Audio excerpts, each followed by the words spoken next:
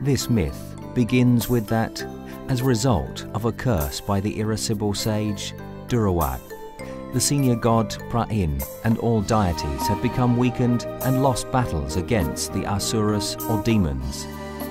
The god Wisanu then devises a scheme to defeat the Asuras, to call a truce and ask them to help churn up the Amrit, an elixir of immortality from the Sea of Milk. The Asuras agreed to help. Mount Mandara, the king of the mountains, was uprooted and moved to a position where it could serve as the pivot for the churning.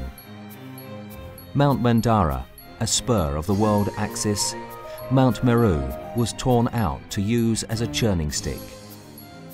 Vasuki Nakara, the king of snakes, was enlisted from the bottom of the Sea of Milk to serve as the churning rope.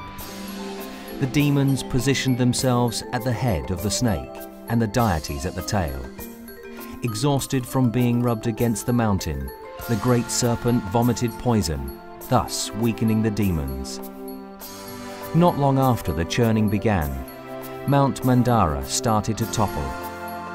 Wisanu then supported the pivot by being reincarnated as the tortoise Gulamar to steady the mountain at the bottom of the ocean.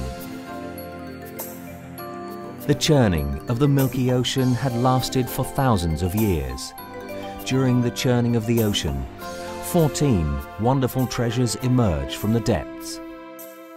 God Wisanu transforms himself into a beautiful girl to distract the demons and let the deities drink the elixir first. During all this time, the archdemon Rahu has disguised himself in order to drink the elixir. The moon saw this and reported it to Wisanu. He then threw his crystal chakra at the archdemon, cutting him in half. However, because of the elixir, Rahu did not die.